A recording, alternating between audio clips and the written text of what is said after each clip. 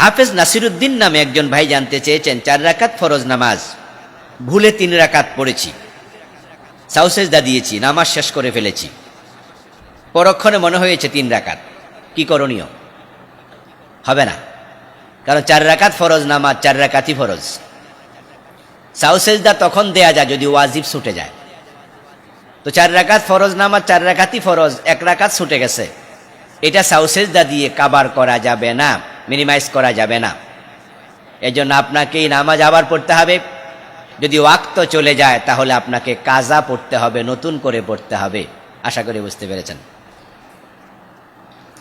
তসলিমা খাতুন নামে একজন বোন জানতে চেয়েছেন, উনি অসুস্থ, উনার কোনো ওয়ারিশ নেই, উনাকে উনার বোনের ছেলে খুব দেখাশোনা করে, উনার ভাইয়ের ছেলেরাও আছে, কিন্তু বোনের ছেলে উনার খুব খোঁজ নেয়। উনি উনার সম্পদ কি বোনের ছেলেদেরকে দিয়ে যেতে পারবেন জীবিত অবস্থায়? গুনাহ হবে?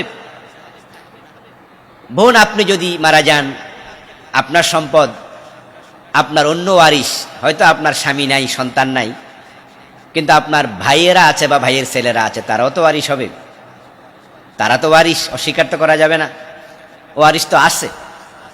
তো আপনার বোনের ছেলে আপনাকে খেদমত করে, তাই আপনি তাকে গিফট করতে পারেন, উপহার দিতে পারেন, তার নামে কিছু সম্পদ আপনি লিখেও দিতে পারেন, যেহেতু আপনি মালিক।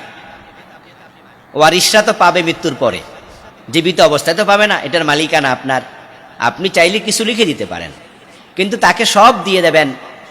আপনার ভাইয়ের ছেলেরা ওয়ারিশ হয়েছে, তারা একবারে বঞ্চিত হবে, এই কাজটা কি ঠিক হবে? এই জন্য ওয়ারিশদেরকে পরিপূর্ণ বঞ্চিত করবেন না, তাদের জন্য কিছুটা রেখে যান। আর আপনার বোনের ছেলেকে আপনার সাধ্য মতো, মন মতো যা চায় তাকেও আপনি দিতে পারবেন, অসুবিধা নেই। আল্লাহ সর্বশক্তিমান এই আইডি থেকে একজন ভাই জানতে চেয়েছেন, মহিলারা কি কবর জিয়ারত করতে পারবে? জি, পারবে। মহিলারা কবর জিয়ারত করতে পারবে যদি কান্নাকাটি না করে, কবরের কাছে গিয়ে হাই হুতাশ না করে।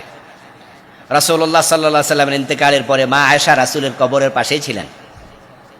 আবু বকর সিদ্দিকের ইন্তেকালের পরে মা আয়েশার ঘরেই তো কবর দেয়া হয়েছে, মা আয়েশা সেই ঘরেই ছিলেন। হযরত ওমর রাদিয়াল্লাহু তাআলা আনহুর ইন্তেকালের পরে উনাকে যখন মা আয়েশার হুজরায় কবর দেয়া হলো, তখন মা আয়েশা ভিন্ন ঘরে চলে গেলেন। তো নারীরা কবরের পাশে যাওয়া, কবরের পাশে থাকা নাজায়েজ নয়, যেতে পারবেন আপনি আপনার আত্মীয় স্বজনের কবর জিয়ারত করতে পর্দার সাথে। তবে দূর থেকে সালাম দিলেও হয়, দোয়া করলে হয়।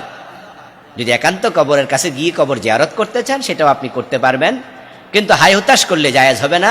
আল্লাহর হাবিব কোন কোন হাদিসে কবর জিয়ারতকারিনী নারীদেরকে লানত করেছেন। সে হাদিসগুলো হলো ওই নারীদের জন্য প্রযোজ্য যে নারীরা কবরের কাছে গিয়ে বিলাপ করে।